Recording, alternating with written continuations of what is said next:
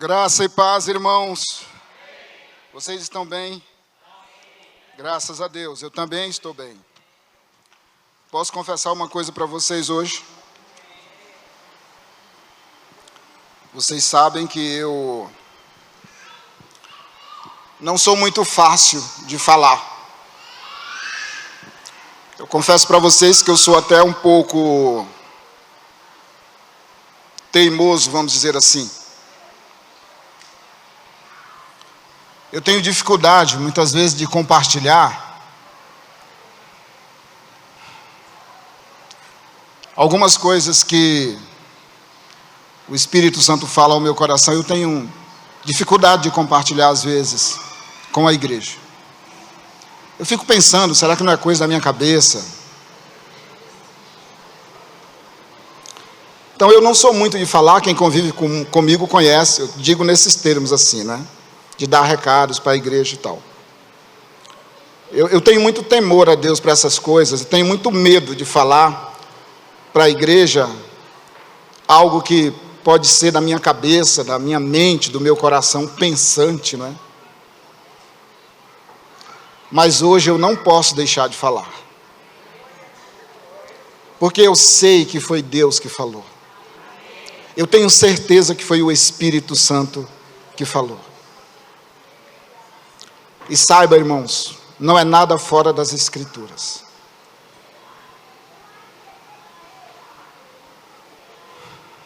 No terceiro louvor,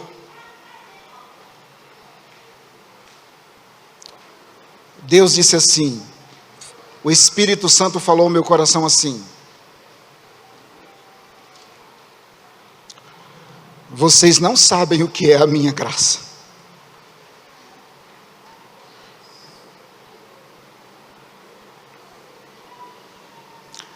Vocês vão falar de algo que vocês conhecem muito pouco.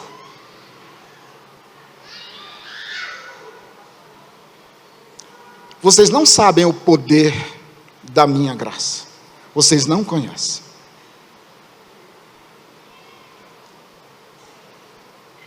Ele disse assim: Paulo, você não sabe o que é a minha graça.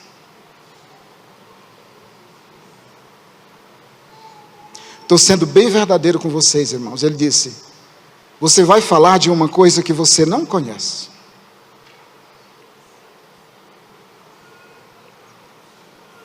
O que vocês conhecem da minha graça é algo muito pouco.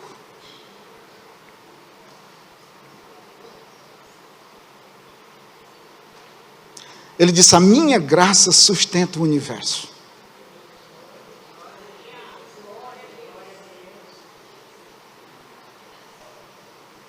Os movimentos do corpo só acontecem por causa da minha graça.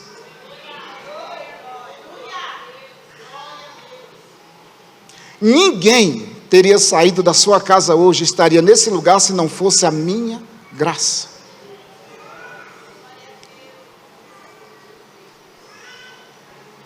Tudo é a minha graça. Aí ele disse assim: portanto, se desarma. Baixe as armas. Baixe as armas. Porque se não fosse a minha graça, não tinha ninguém sentado nesses bancos. E nem você estaria de pé. Você não teria saído da sua casa, se não fosse a minha graça. Então você vai falar da minha graça. Fale aquilo que eu colocar no seu coração, o pouco que você sabe. Mas a minha graça é muito maior do que o que você pode pensar. É muito maior. E eu confesso para vocês que eu pensei assim no meu coração: Senhor, mas eu anotei algumas coisas. Ele disse: use. Use. Fale o pouco que você sabe. Porque a minha graça na totalidade, o mundo não conhece, a igreja não conhece.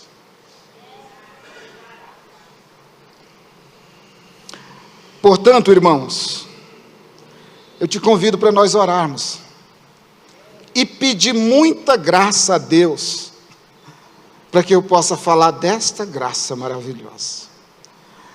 Pai, muito obrigado, Senhor, porque o Senhor vem quebrando a dureza da nossa cerviz a cada dia, e se mostrando maravilhosamente bem gracioso conosco.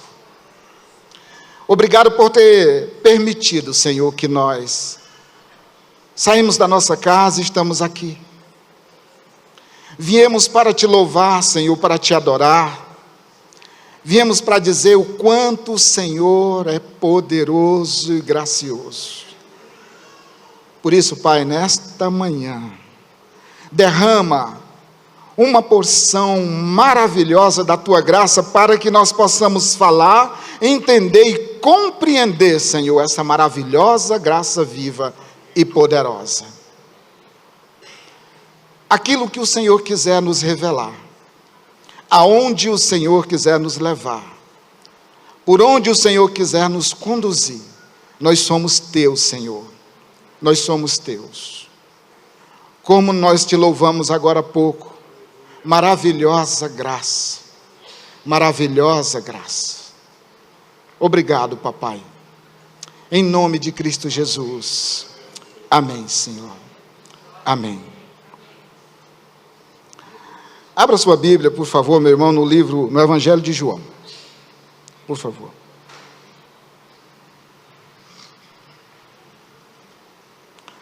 Evangelho de João, capítulo 1. Nos últimos 2 domingos, o pastor Nilo falou sobre o pecado. É claro que nós não temos a intenção de esgotar o assunto. Não é possível, né? Esse assunto da graça, então, é infinito, né? E foi uma bênção, graças a Deus, o pastor Nilo nos trouxe ensinamentos gloriosos aqui. Eu aprendi muito. Você também aprendeu? Amém. Então, vamos baixar as armas, abrir o coração, receber a palavra do Senhor com mansidão, com esperança e com humildade. Falaremos hoje um pouco sobre essa maravilhosa graça do nosso Deus. O nosso texto base está no Evangelho de João, capítulo 1. Todos acharam? Vamos começar. Eu vou começar aqui pelo versículo 14, mas eu vou dar uma pequena introdução aqui a partir do versículo 2. Evangelho de João, capítulo 1, versículo 2. Vamos lá. Diz assim: Ele estava no princípio com Deus e todas as coisas foram feitas por Ele, e sem Ele nada do que foi feito se fez. Quem é Ele? Jesus. Agora, vem até o versículo 9, por favor. Ali estava a luz verdadeira, que alumia todo homem que vem ao mundo. Quem é a luz? Jesus. Agora, vem até o versículo 11. Nós lemos o versículo 9, né? Ali estava a luz. Vem o versículo 11. Veio para o que era seu, os seus não o receberam, mas a todos quantos o receberam, deu-lhes o poder de serem feitos filhos de Deus, aos que creem no seu nome. No nome de quem? Jesus.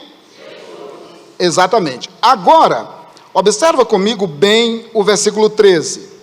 Os quais não nasceram do sangue nem da vontade da carne.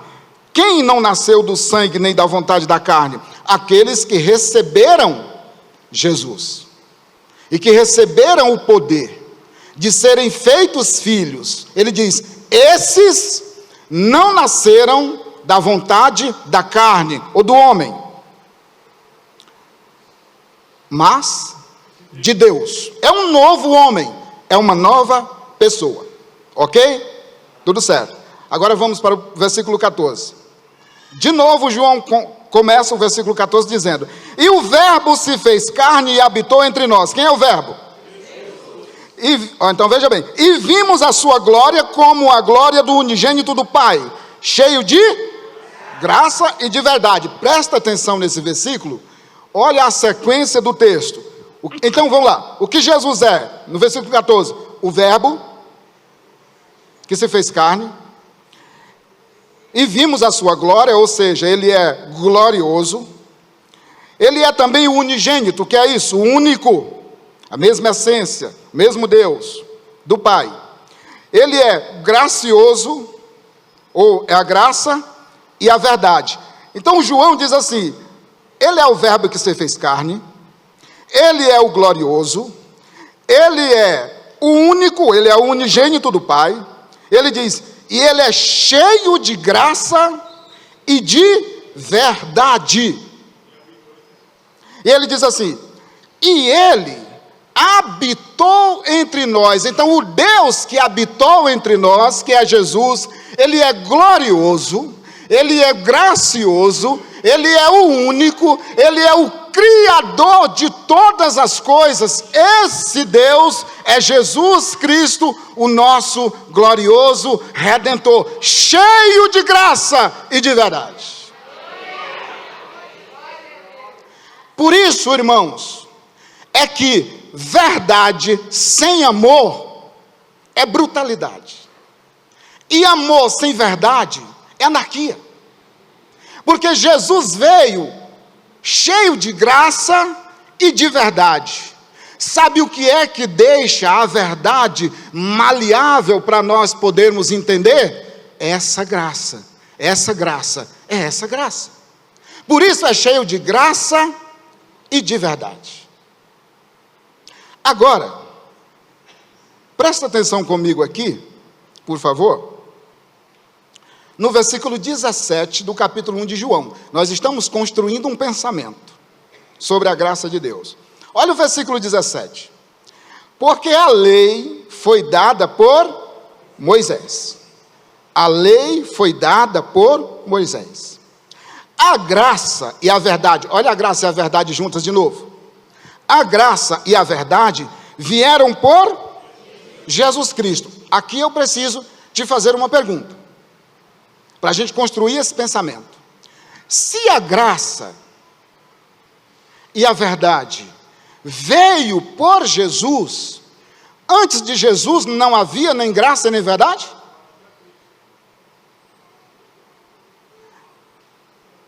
Eu vou repetir a pergunta. Isso não significa que você tenha que responder, mas significa que nós precisamos pensar. Presta atenção. Se a lei veio por Moisés, tá certo, tudo bem, a gente sabe. A lei veio por Moisés. Moisés é o grande legislador. Mas se a graça e a verdade vieram por Jesus Cristo, antes de Jesus não havia nem graça nem verdade?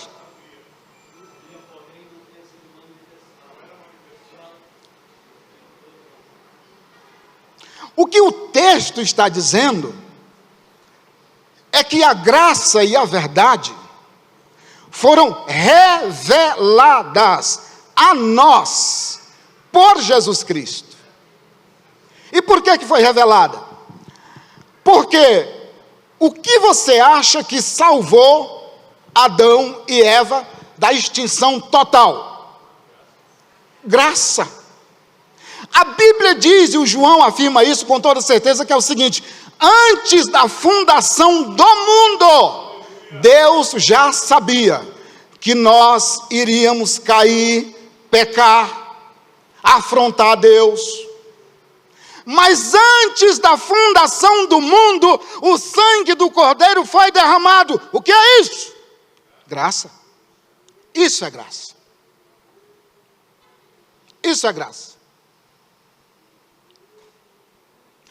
Então, desde o primeiro ser humano, até o último, que eu não faço a menor ideia de quem seja, eles só existiram, só existem no nosso caso, e só existirão pela graça.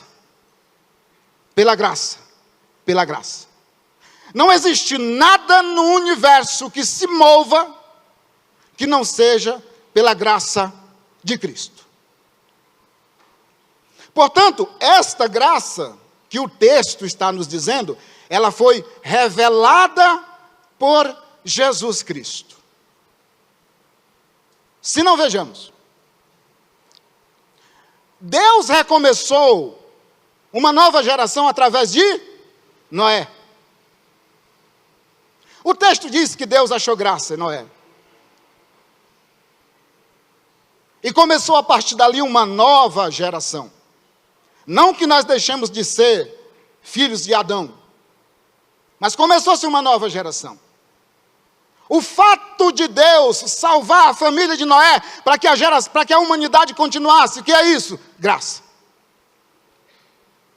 Deus chamou Abraão, em Ur dos Caldeus, um idólatra, e transformou o coração de Abraão e fez dele o pai da fé. O que é isso? Graça. Isso é graça. Deus encontrou Moisés trabalhando, cuidando das suas ovelhas, um dia comum, e levantou esse homem e fez dele um legislador para libertar o povo do Egito. O que é isso? Graça. Graça libertadora. Em todo Israel, se você ler o Antigo Testamento, você vai ver, Deus chama o povo, cura, restaura. Esse povo se desvia de novo, peca, rebelde. Deus diz, se arrependam, eles se arrependem. Então Deus perdoa de novo, traz para perto. O que é isso? Graça. Isso é graça. Jesus, Deus vem construindo uma salvação. Até que chega Mateus capítulo 28. Eu estou partindo já a partir do sacrifício de Cristo. Então, Deus rasga o véu. Descortina tudo. E nos revela a maravilhosa graça salvadora por meio de Jesus Cristo. Portanto, quando você lê que Cristo foi crucificado, diga, a graça redentora de Deus foi revelada. Isso é graça. Isso é graça. Agora, presta atenção, meu irmão. Se você estudar nas Escrituras o que é justificação, a Bíblia vai nos ensinar com precisão o que é justificação. Justificado é alguém que foi inocentado de um crime. Ele cometeu um crime, alguém foi lá, pagou para ele, pagou a pena, resolveu o problema, foi justificado, está tudo certo. Não foi isso que Jesus fez conosco? Está em Romanos 3:24? Não precisa abrir, estou só citando para a gente ganhar um tempo. Então, justificado é eu e você, fomos justificados por Cristo. Nós éramos culpados, mas Jesus veio, pagou a nossa conta, a cédula que era contra nós, Jesus rasgou, comprou com o seu maravilhoso sangue, e hoje nós somos justificados. Amém? Ok, então a Bíblia explica bem o que é isso. A Bíblia também explica o que é redenção. Redenção é alguém que foi resgatado, tinha uma dívida, foi pago, era escravo e foi resgatado. A Bíblia diz que Deus nos resgatou por meio de Cristo. Ou seja, Cristo é uma carta de alforria dado a nós como escravo para a gente poder ser livre. Preste atenção. O que está escrito em 1 Coríntios 6:20 é que Cristo Jesus nos resgatou. Isso é ser redimido, foi resgatado. Tá certo? Se você quiser saber sobre salvação, a Bíblia explica com precisão o que é salvação. Por exemplo, em Lucas 10:20, o texto diz assim, Jesus falando para os discípulos, não se alegrem porque os demônios se rendem a vocês. Alegre-se porque o nome de vocês estão escrito no livro da vida, nos céus. Isso é graça. Ok. Então prepara o teu coração que eu vou te fazer uma pergunta. Se a Bíblia me explica o que é a justificação, ela me explica o que é a redenção, ela me explica o que é a salvação, me explica o que é graça.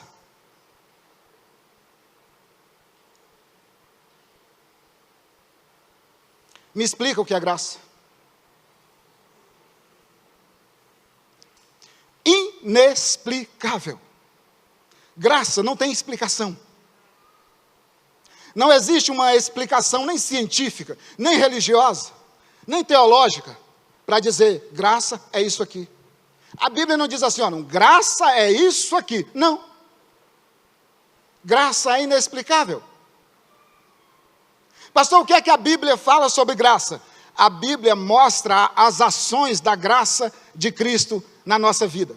Quer ver uma coisa? Se eu for falar sobre justificação, não tem como falar sobre justificação sem a graça. Justificação sem graça não é justificação. Se eu for falar sobre redenção, redenção sem graça não é redenção. Se eu for falar sobre salvação, piorou. Não tem como falar de salvação se não falar da graça. Em suma, eu estou te dizendo, eu não posso falar de justificação sem falar do justificador. Eu não posso falar de redenção sem falar do Redentor. E eu não posso falar de salvação sem falar do nosso Salvador. Aleluia! É isso. Graça inexplicável. Inexplicável. Então, eu vou te pedir que você faça assim. Levanta a mão e faz assim. Isso é graça. Você só mexe esses dedinhos por causa da graça. Se Deus tirar a graça daí, acabou. Faz assim no cabelo. Quem tem, quem não tem, pode fazer também, tá? Amém. O Nilo vai me bater depois. O Samuel ainda tem um pouco dele, não vai. Não. Irmãos, sabe por que teu cabelo cresce? O meu? Graça. Sem a graça, os nossos cabelos não cresceria. Graça. Agora imagina quanta graça cabe no coração do pastor Nilo, para não falar, é no coração dele. Né? Sara, fica de pé, Sara, por favor. Olha a graça. Isso é graça, meu irmão. Sabe o que Deus está fazendo? É graça. Isso é graça. Josué, fica de pé também, Josué. Graça. Isso é graça. Obrigado, irmão, pode sentar. Maravilhosa graça. Purificadora, graça. Salvadora, graça.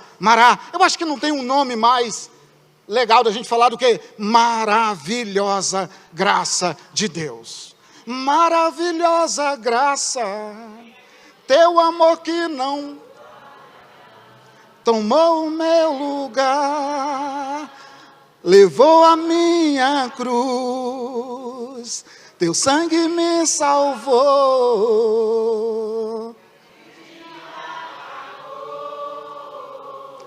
Por isso eu canto. Não é? Vocês perceberam que eu não sei todo o louvor, né? Mas vocês sabem, glória a Deus. Isso é graça, irmãos. Isso é graça. O apóstolo Disseu está aqui há 50 anos conosco, há 50, né, por aí. O que é isso? Me diz o que é isso. Graça. Nós estamos aqui, eu estou aqui conversando com vocês, vocês estão sentados, o que é isso? Graça. A nossa casa, a nossa família está guardada, o que é isso? Graça. Nós trabalhamos, ganhamos o nosso dinheiro, sustentamos a nossa família, por quê? É graça. Aliás, ultimamente eu tenho vivido uns dias de graça muito maravilhosos. Eu tenho visto a mão de Deus, ou a graça de Deus, assim, resolvendo algumas coisas que eu não poderia resolver. Sabe o que é isso? Graça. Isso é graça. Graça. Isso é graça. Então, amado irmão, essa graça que nós conhecemos, esse pouco da graça, que já faz muito, é algo maravilhoso. Agora, escuta, não há nada mais fácil do que falar sobre a graça de Cristo. Todavia, não há nada mais difícil de explicar do que explicar a graça de Cristo. Então, a partir daqui, eu quero que você compartilhe comigo aqui, ou eu quero compartilhar com você, uns 3 pontos importantes. Nos últimos anos, nas últimas décadas, muitos têm, não é diluído a graça de Cristo, mas eles têm, de uma certa forma, adulterado essa graça. Porque relativizaram esta graça. Qual é a ideia?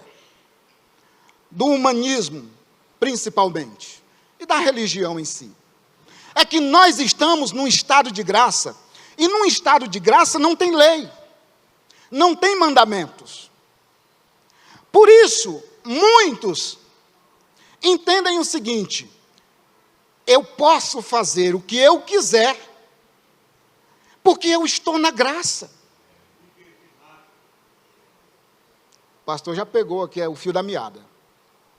Eu posso fazer o que eu quiser, porque eu estou na graça. E a graça é um estado de liberdade. Então, um pecadinho, isso a graça resolve. Um pulo do outro lado do muro, isso a graça resolve. Por quê? Ora, Cristo morreu por mim. A minha salvação está baseada, alicerçada, na morte e ressurreição de Cristo. Então não é um pecado que vai me mandar para o inferno. Por quê? Porque eu estou na graça. O estado atual é o estado da graça. O pecado não manda ninguém para o inferno mesmo, não. Quem manda para o inferno é Jesus Cristo. Estou na graça. A graça não tem mandamento. Segundo argumento, a graça não tem mandamento, por quê? Porque a lei acabou. Eu pergunto, qual lei? A graça é um estado sem lei, então é anarquia. Não tem lei? A Bíblia diz que Israel teve um tempo que viveu na anarquia, não tinha lei, cada um fazia o que queria. Meus irmãos, a graça tem mandamento sim. E te digo mais, como disse o professor Luciano Subirá, a graça subiu o nível. Ela não desceu o nível, não. Ela subiu o nível. A graça. As exigências da graça são maiores. Presta atenção num detalhe. Aonde é que está escrito na lei, lá no Antigo Testamento, que o sujeito olhar para uma mulher com intenção impura no coração dele já adulterou com ela? Está escrito em algum lugar? Lá no Antigo Testamento? Na graça está. Na graça está. A graça vai além dos meus olhos, ela alcança a minha mente, o meu coração. A graça subiu o nível. Mas nós vivemos o evangelho que não, eu estou na graça, e essa graça resolve todos os meus problemas. Todos. Então eu posso sair da minha casa pela manhã, para entrar no trabalho 14h, e no período da manhã eu faço o que eu quiser, porque, afinal de contas, eu estou na graça, e a Bíblia diz que Deus é gracioso, é bondoso, é misericordioso. Deus me ama. Você acha que Deus vai me punir, ou me castigar, ou me tirar do céu, porque eu cometi um pecado pequeno, que eu considero pequeno? Eu estou na graça, irmãos. Eu digo para você uma coisa, não engula esse evangelho. Ele não vem de Deus. Quer ver uma coisa? Vamos lá. Abra comigo. Abra comigo. No Evangelho de João, capítulo 13. Passamos por lá agora. Presta atenção. O que Jesus Cristo nos disse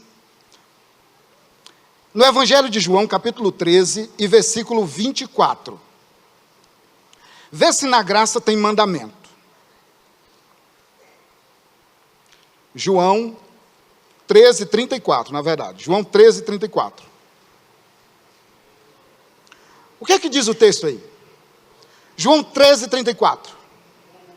Um novo mandamento vos dou. Qual é o mandamento? Amar um ao outro é mandamento. Não é se eu quero, ou se eu desejo, é mandamento. Deus, na sua palavra, o Senhor Jesus disse, eu dou a vocês um novo mandamento. Amem um ao outro. Ele está dizendo para me amar o Nilo só se o Nilo for legal comigo? Só se o Josué for legal comigo? Só se os irmãos que estão aqui agora com a gente, que coisa boa, parabéns. Só se eles forem legais comigo? Não! Ele está dizendo assim, olha, no versículo 34, ele diz assim: um novo mandamento vos dou, que vos ameis uns aos outros, como eu vos amei a vós, que também vós, uns aos outros, vos ameis. Sabe o que ele está dizendo? Paulo ama a Ondorina da mesma maneira que eu te amo. Isso é mandamento. Isso é mandamento. E esse mandamento está, diga comigo, na graça. Na graça tem mandamento. Agora você quer apertar um pouco mais? Vai no capítulo 15, logo aí adiante, capítulo 15, versículo 12. Achou? 15, 12? O que diz o texto? O meu mandamento é o mandamento de quem? Jesus disse assim: o meu mandamento é este. Qual é o mandamento? Você tem que me amar. Não tem para onde correr. Você tem que me amar e eu tenho que te amar. Lembra a frase de um velho esportista, né? Vocês têm que me engolir. Vamos, né? Eu tenho que amar e vocês têm que me amar, porque é mandamento. Não é sugestão. Não é pedindo. Olha, se o fulano for bem, bonzinho, você ama. Mas se não for, deixa de amar. Não precisa. Não. Ele diz: o meu mandamento é esse: ame um ao outro. O problema é que a gente confunde amor com andar de braço dado, estar todo dia na casa do cara. Não é isso. Amar é você decidir amar alguém, apesar das suas dificuldades, seja de um lado ou do outro. Isso é amar. Então a graça tem mandamento, e vou te falar, o mandamento é acima, subir o nível. Mas vamos um pouco mais. Abre lá comigo em 1 Pedro, capítulo 1, por gentileza. 1 Pedro, capítulo 1, por favor. Lá na frente. 1 Pedro, capítulo 1, versículo 15. Olha o que diz o texto.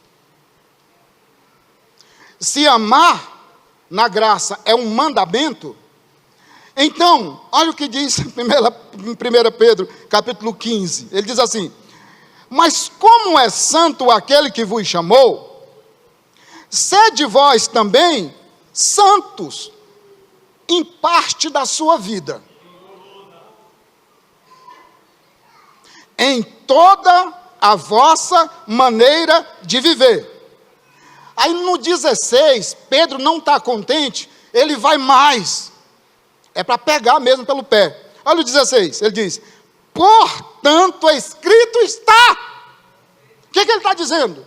Esse mandamento de santidade que está escrito no Antigo Testamento não foi removido, mas ele foi o quê? Subiu o degrau. Acima.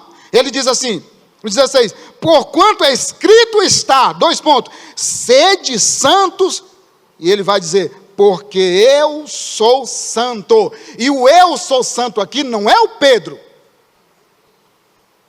O eu sou santo aqui é o Pai. Porque é assim que está escrito lá no Antigo Testamento. Agora veja o 17. E se invocais por Pai aquele que sem acepção de pessoas julga segundo a obra de cada um, andai em temor durante o tempo da vossa peregrinação.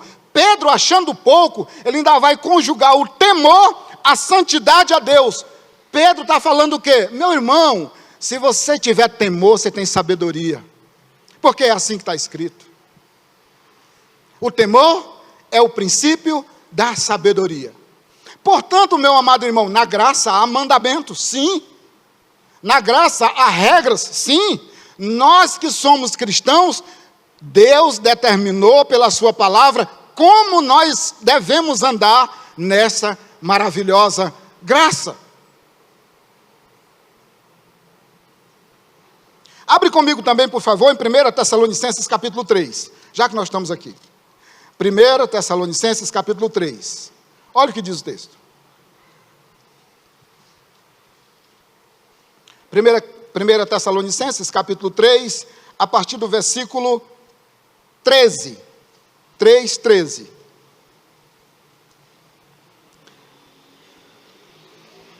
Diz assim: para confortar o vosso coração, para que sejais irrepreensíveis em santidade diante de nosso Deus e Pai, na vinda de nosso Senhor Jesus Cristo, com todos os seus santos, irrepreensíveis em santidade diante do nosso Deus e Pai, aguardando a bem-aventurança, a volta de Cristo, com os seus santos. Esse aqui é o nosso andar, é o nosso caminhar na graça. Agora vai um pouquinho mais para frente no capítulo 4, e versículo 4, 4:4. Que cada um de vós saiba possuir o seu vaso em santificação e honra. Aí ele vai dar aqui uma lista, não nas paixões da concupiscência, como os gentios que não conhecem a Deus. E aí ele vai, no versículo 6, ninguém oprima ou engane o seu irmão em negócios algum, porque o Senhor é vingador de todas estas coisas, como também antes vos dissemos e testificamos. Paulo vai nos explicar o quanto Deus se sente ofendido quando a sua igreja ou o seu povo não anda em santidade. Agora, outra pergunta, presta atenção. O sujeito que não conhece Cristo, que não conhece a verdade, o ímpio, ele vai entender isso aqui algum dia? Não, né? Então vamos construir esse pensamento junto? Então, isso aqui está sendo escrito para quem? Para quem? Vocês estão com medo de falar? Diga assim: esse texto foi escrito para nós, porque é nosso Pai, é nosso Deus, é nosso Senhor, é nosso Salvador. Isso significa que quando o pastor Nilo me vê vacilando, ele se preocupa comigo, chega para mim e diz assim: ô PH, se conserta aí, não está certo não. Os mandamentos da graça são elevadíssimos, meu irmão. Portanto, não pense que andar na graça é andar de qualquer jeito. Não. Graça é um estado maravilhoso de liberdade para que nós possamos viver o Cristo que nos salvou. Mas a graça não é um lugar para a gente abusar da nossa liberdade e cometer libertinagens, como disse o apóstolo Paulo. Não faça uso da liberdade que Cristo te deu para viver uma vida libertina, ou na libertinagem. Então, graça tem mandamento, sim. Graça tem lei, sim. Graça tem regras, sim. Graça tem norte, sim. Graça tem bússola, sim. Graça tem dono. Graça é Cristo Jesus. Aleluia! Mas vamos um pouco mais além, porque nós falamos aqui do primeiro ponto. Segundo, a graça nos é suficiente. Nós sempre estamos querendo agregar alguma coisa para Deus, como se Ele precisasse. Já percebeu que tudo o que Deus quer fazer na nossa vida, na maioria das vezes, a gente quer ajudar Deus de alguma maneira?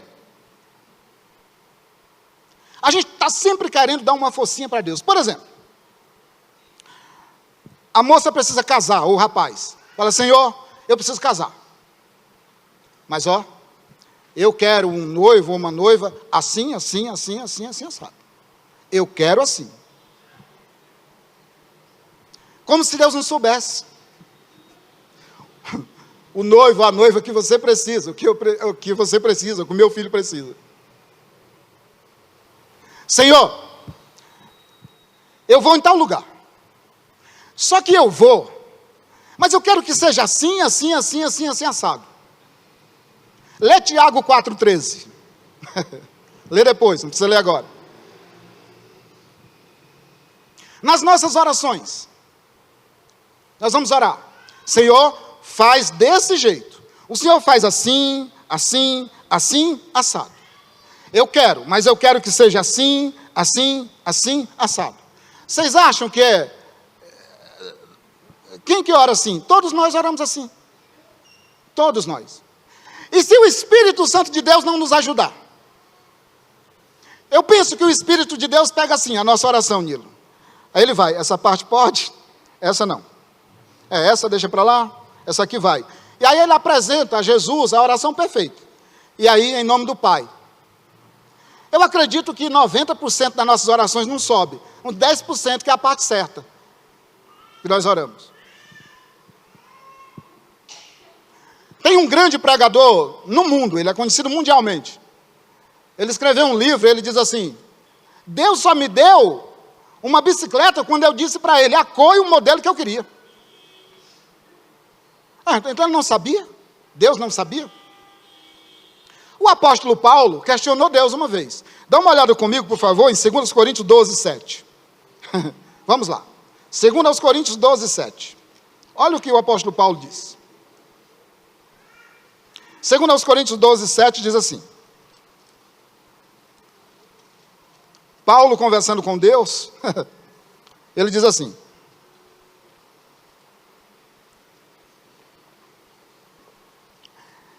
e para que não, ele está falando dele mesmo, está do Paulo.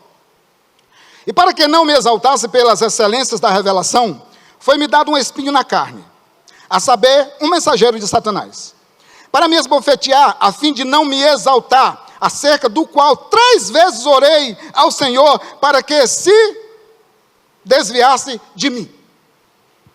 Paulo recebeu grandíssimas revelações de Deus. A graça de Deus sobre a vida de Paulo foi maravilhosa também. Só que Paulo recebeu da parte de Deus algo que causava problema para ele. Eu não vou entrar nas entrelinhas, eu tenho meu pensamento formado sobre isso, mas não é sobre isso que nós vamos falar. Então Paulo disse assim, 3 vezes, pensa, um desbravador do Evangelho, o maior bandeirante do Evangelho, o apóstolo Paulo, escreveu a maior parte do Novo Testamento, revelações maravilhosas. Ele disse assim, eu orei 3 vezes. Senhor, esse espinho na minha carne, esse problema, tira esse negócio de mim. Lança esse negócio fora.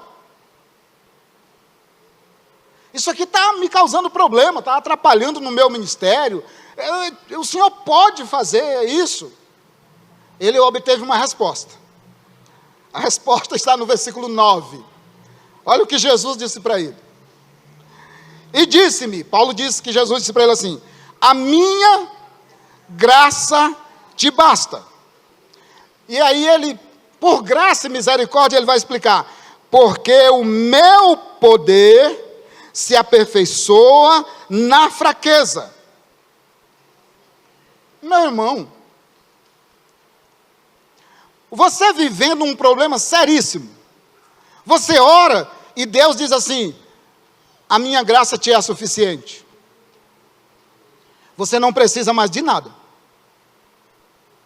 Agora observa um detalhe nisso. Presta atenção nisso aqui. Qual é a graça que é suficiente para o apóstolo Paulo? O texto diz assim, a graça te basta? Está escrito assim? Não está escrito, a graça te basta. Presta atenção nisso. Quando lê as Escrituras, presta atenção nos detalhes. O Senhor Jesus disse assim, é a minha graça que te basta. Não é a graça do sistema, não é a graça do homem, não é a graça do dinheiro, não é a graça do mundo, não. Ele disse, a minha graça te é suficiente, Paulo, a minha graça. Quando Jesus perguntou aos discípulos, assim, o que os homens dizem que eu sou?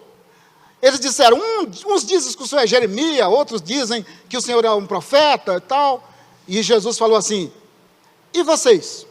Quem vocês dizem que eu sou? E o Pedro teve aquela revelação maravilhosa, não foi? Tu és o Cristo, filho do Deus vivo. Jesus disse o que para ele? Disse assim, essa revelação que tu teve, Pedro, não vem de ti mesmo. Foi o meu Pai que te revelou. Aí ele disse assim, sobre esta palavra, qual palavra? A revelação. Presta atenção no detalhe, ó. Jesus disse, não é tu, Pedro, é eu, vai montando. Edificarei a minha, não é a tua, Pedro. Pedro, edificarei a minha, não é a tua, a minha igreja. Sabe o que acontece? A igreja tem dono, a igreja tem mestre, a igreja tem um Espírito Santo para ensinar. A igreja é de Jesus, foi comprada pelo sangue, alimentada por esta graça maravilhosa, porque ele disse, é eu que vou edificar a minha igreja. Sabe aonde estão os nossos pontos de vacilos? É quando eu acho que a igreja é minha, só porque o pastor Samuel me cede um espaço para pregar, então eu acho que é minha. Eu acho que eu tenho que falar o que eu quero, dizer o que eu quero, coisas da minha cabeça. Então esse texto me vem à mente. Que absurdo. Preste atenção. Jesus disse, é eu que edifico a minha igreja. A minha igreja.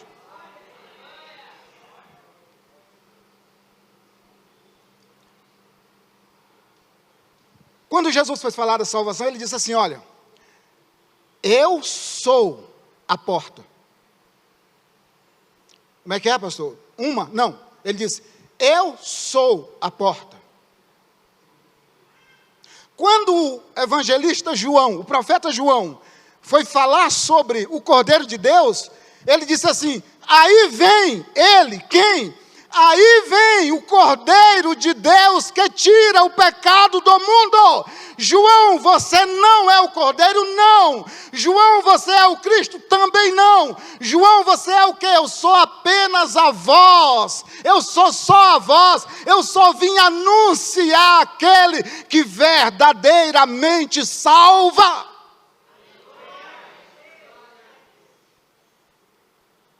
E João desce mais ainda, né? Que seria o que nós deveríamos fazer. Ele disse, eu não sou digno nem de desatar o cadacinho lá da sua chinela.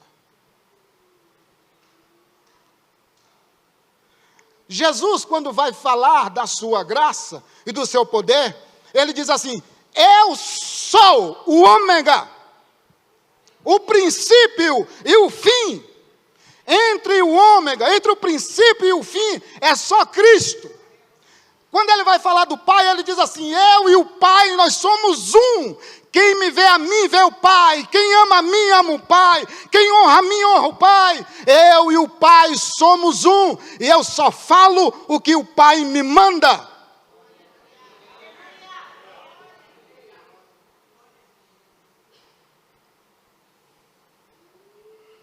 Então ele diz assim para o Paulo, a minha graça te é suficiente.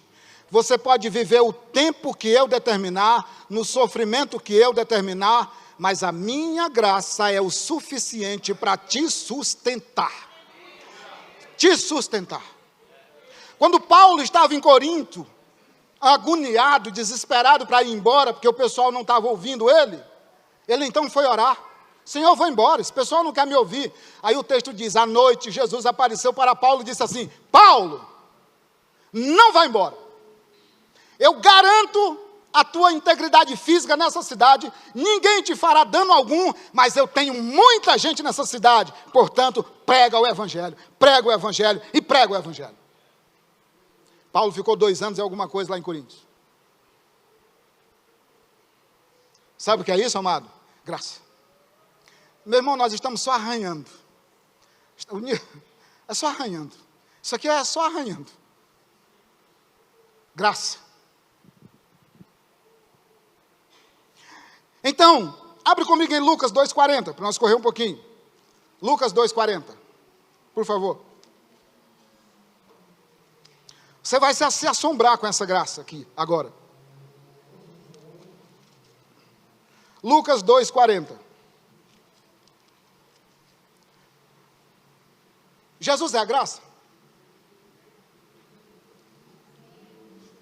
Jesus é a graça. Jesus precisava de graça?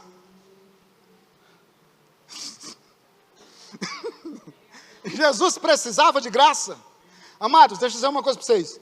Esse aqui é lugar de aprender. Eu aprender com vocês. Eu aprendo mais. Jesus precisava de graça?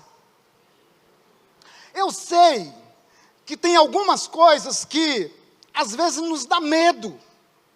Você fala assim, meu Deus, eu nunca aprendi isso, eu nunca vi isso, eu acho que isso aqui é um negócio, eu não sei, eu tenho dúvidas.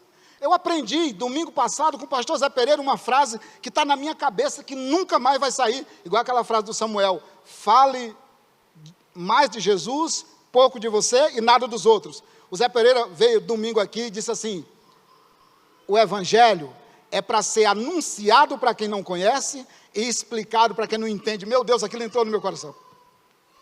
Isso aqui é para a vida toda. Anunciar para quem não conhece e explicar para quem não entende. O Nilo está aqui, todo dia explicando para esse cabeça dura que não entende. Agora lê comigo, Lucas 2,40. Presta atenção nisso. Jesus precisa da graça? Vamos ver. Lucas 2,40. Vamos lá? O que é que diz aí? Quem é esse menino? Jesus é esse menino. Presta atenção. E o menino crescia e se fortalecia em espírito, cheio de sabedoria, e a graça de Deus estava sobre ele.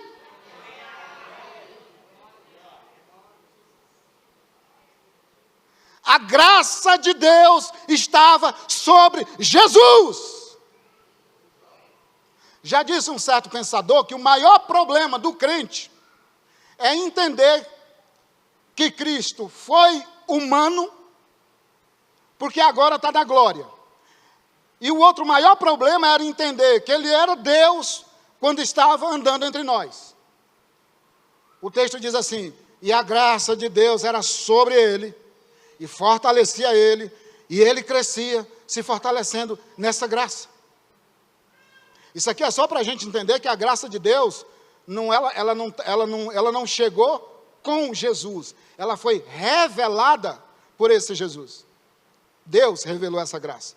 Que os nossos antepassados vêm usufruindo dessa graça, né, Nilo?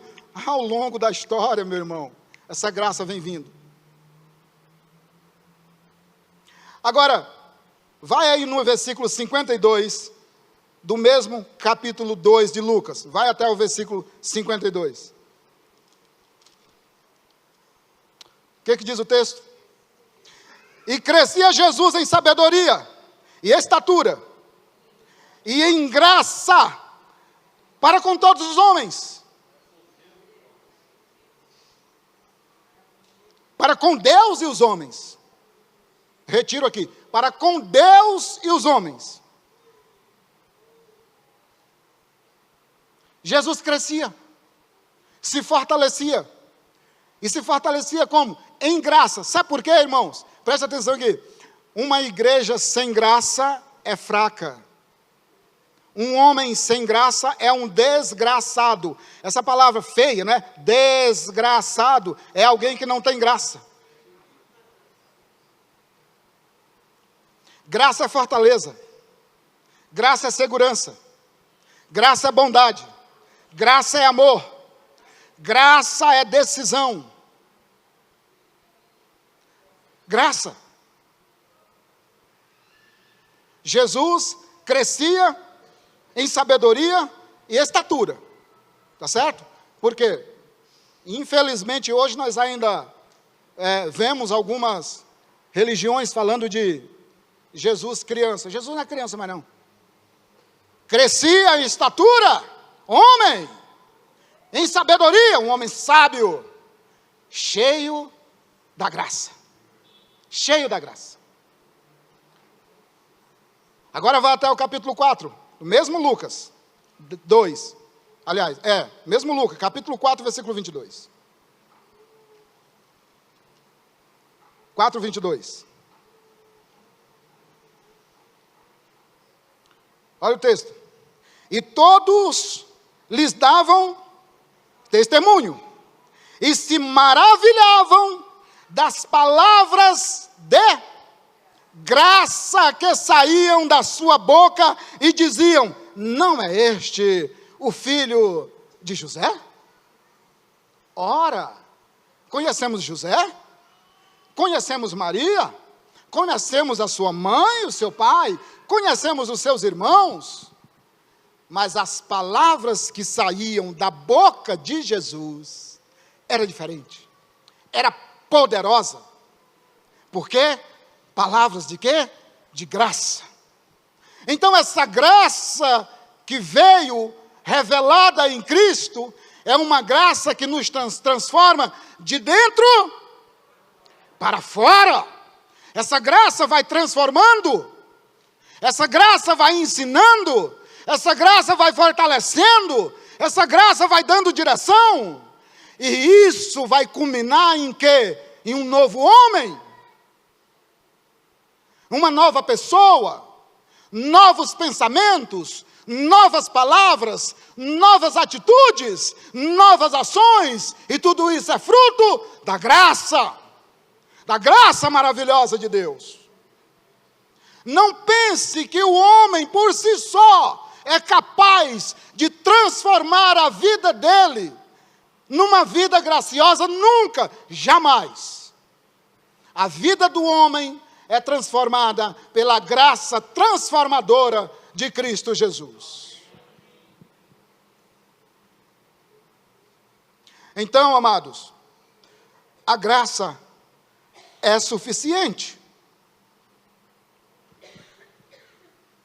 Nós não precisamos recorrer a mais nada, porque a graça de Deus nos é suficiente. Agora, no meu último tópico dessa manhã, nós não saímos nem não deu nem para arranhar.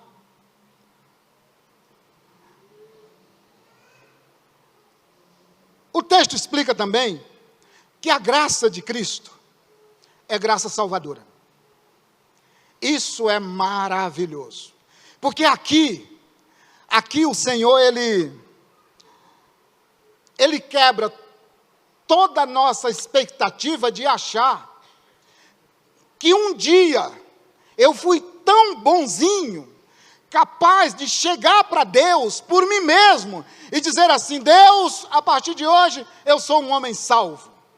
Eu sou salvo pela sua graça, é verdade, mas eu quero que o Senhor saiba que eu estou me posicionando hoje aqui e pode me salvar. Faça favor, me salve hoje.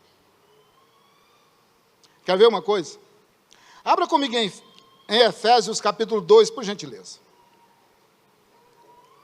Efésios capítulo 2. Olha o que diz o texto. Nós vamos ler no versículo 7. 2:7 de Efésios. O texto diz assim: nós conhecemos bem esse texto, não é? Mas vamos aqui para as nuances dele. Efésios 2:7 diz assim: Paulo vem falando sobre graça, sobre lei, sobre salvação. Ele diz assim: para mostrar nos séculos vindouros as abundantes riquezas da sua graça. Então preste atenção, a graça de Deus é um tipo de riquezas. A graça de Deus é rica. As riquezas da sua graça. E como foi que Deus mostrou? Ele disse: pela sua benignidade para conosco em Cristo Jesus. Então, quando o Senhor resolveu nos mostrar a riqueza da sua graça, considere que isso foi bondade de Deus, benignidade de Deus. Deus não fez isso porque nós merecíamos. Não é mérito meu nem seu receber essa graça.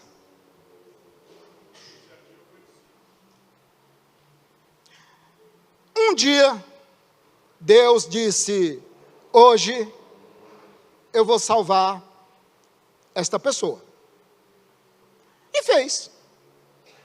E ele deixa claro que isso é benignidade de Deus, não é mérito meu. Portanto, sejamos conscientes disso. No versículo 8 ele diz assim: porque pela graça sois salvos. Graça é o meio pelo qual somos salvos. Fé é o meio pelo qual nos apossamos dessa graça para a salvação.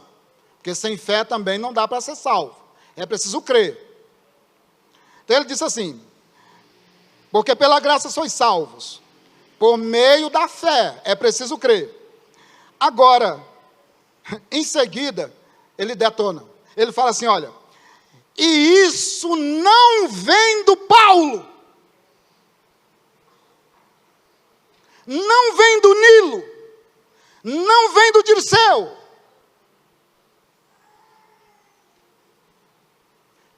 Ele é categórico, ele diz assim: não vem de vós, isso não vem de vós. Isso o quê? Isso o quê?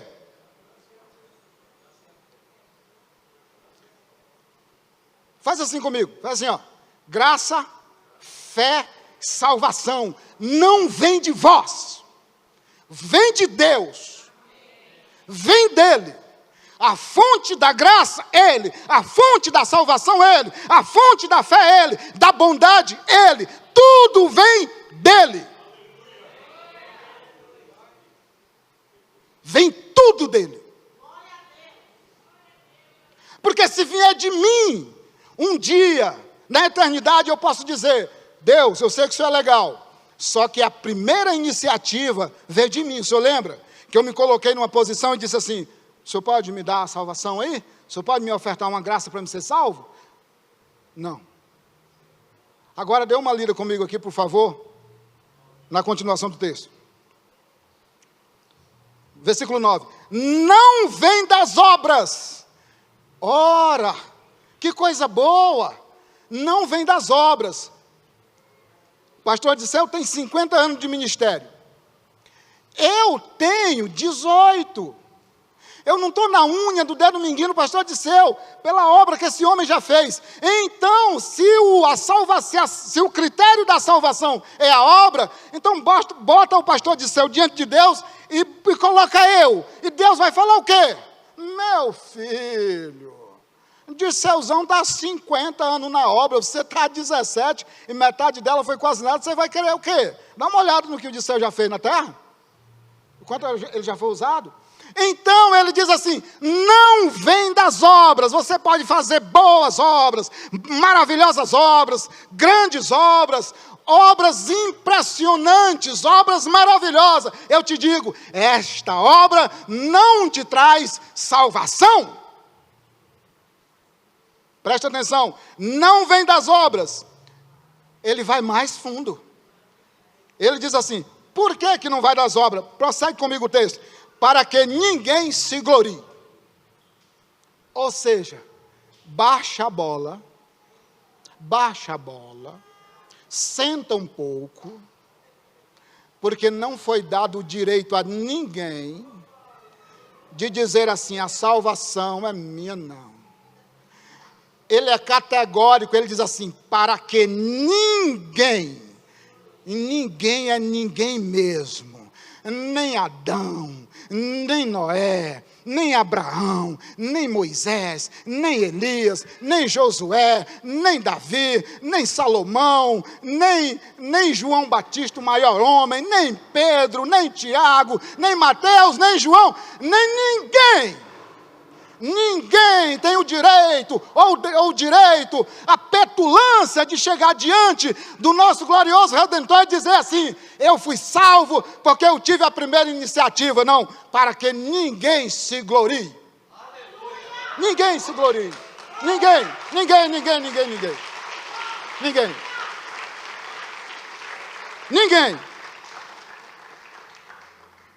Aí no versículo 10 ele vai arrematar. Ele vai dizer assim: porque somos feitura sua. Olha a graça maravilhosa. Ah, foi ele que nos fez. Ele está dizendo assim: olha, vocês não se salvaram, vocês não se criaram, mas eu fiz vocês. Vocês são criaturas minhas. Porque somos feituras suas. Aí ele vai dizer o lugar em que fomos criados. Gente, meu Deus, dá uma olhada onde nós fomos criados.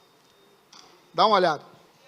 Porque somos feituras suas, criadas em Cristo Jesus para as boas obras, as quais Deus preparou para que andemos nelas. Isso aqui é obra de salvo. Deus então te chamou, te justificou, te salvou, te preparou, e a mim, para que nós possamos andar nessas obras. Sabe o que ele está dizendo? Você só pode andar nas obras de Deus, você só pode andar nas obras de Cristo, se Ele, por vontade dEle, te salvar. Portanto, ninguém é salvo pelas obras.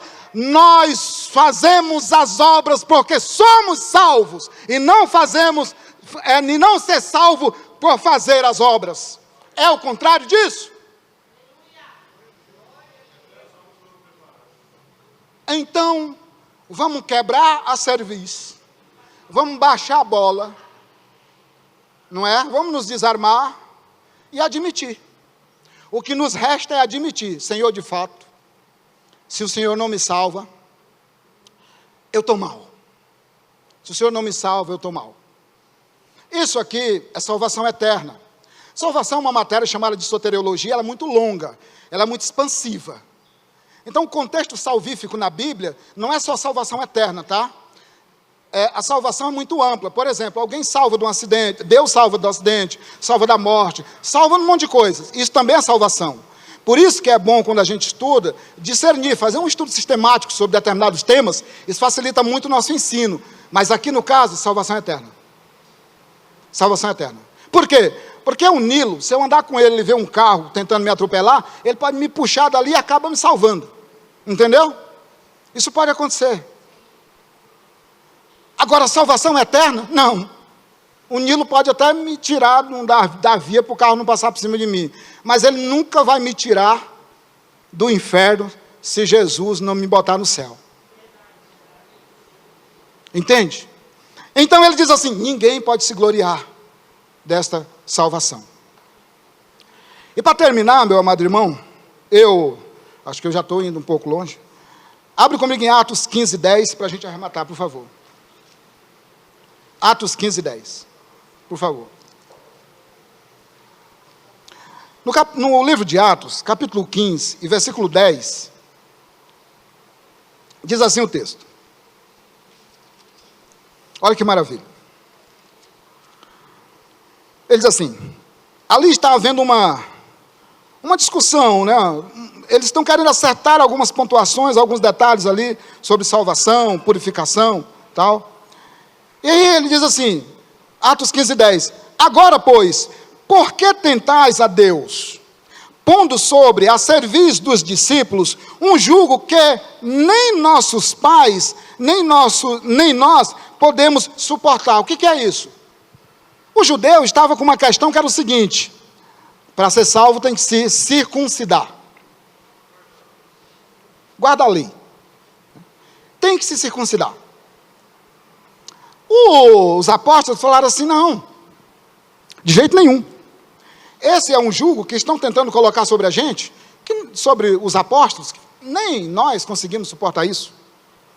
Aí ele vai dizer no versículo 11 o seguinte, olha que maravilha: mas cremos, olha a importância de crer, mas cremos que seremos, aí ele coloca numa perspectiva futura, ele diz assim: mas cremos que seremos salvos pela graça do Senhor Jesus Cristo, como eles também. A questão aqui é judeu e gentil. O que ele está dizendo é a mesma graça que salva o gentil, salva o judeu. Agora, presta atenção, Josué, a mesma graça que salvou Noé, nos salva. Não muda, é a mesma graça. Que maravilha, não é? Você chega lá no céu e fala, e aí Davi, tudo bem? Tudo bem, a graça que te salvou foi a mesma que me salvou, sabia? Estava lá nos salvando. Ah, que beleza. Salomão, o homem mais sábio da terra, a graça que te salvou, Salomão, foi a mesma que me salvou, sabia? O mesmo Jesus, foi sim, mesmo. Ela estava lá, estava, eu vivi ela lá no Parque América com meus irmãos, me salvou. Ai, que beleza, não? João Batista, o maior homem que já pisou na terra, disse Jesus, e aí João, tudo bem? Tudo bem, foi salvo, né? Fui, a mesma graça que salvou você, João, também me salvou. Sério, a mesma graça. O mesmo Jesus, o mesmo Senhor. Isso é graça eterna, meu irmão. Isso é graça salvadora. Amém? Agora fechamos em Atos capítulo 20, versículo 24. Por favor, Atos 20, 24. Por gentileza. Esse é o último, eu prometo, de hoje, né? Atos 20, 24 diz assim: mas em nada tenho a minha vida por preciosa, contanto que cumpra com alegria a minha carreira e o ministério que recebi do Senhor Jesus. Para quê? Para dar testemunho do evangelho da graça de Deus. Sabe como é que o Paulo define esse evangelho santo e poderoso? Ele diz assim, esse é o evangelho da graça. A graça nos trouxe esse evangelho. A graça nos trouxe essa salvação. A graça que foi revelada por Deus, por meio de Cristo Jesus. Portanto, meu amado irmão, saiba que, cada passo que você e eu dermos daqui em diante, cada respirar, a graça de Deus é mais viva do que o nosso próprio oxigênio. A graça de Deus, nós estamos mergulhados nela. Alguém perguntou para o Ariovaldo Ramos, dizendo, Ari, o que é a graça? Ele disse, imagina que você está diante de uma piscina com 1 milhão de litros de água. Mergulha nessa piscina. Tudo que você fizer é dentro dela. Nós estamos mergulhados na graça de Cristo. Tudo que nós fazemos é na graça. Todos os nossos movimentos é na graça. Sejam movimentos bons ou ruins, é na graça. É essa graça.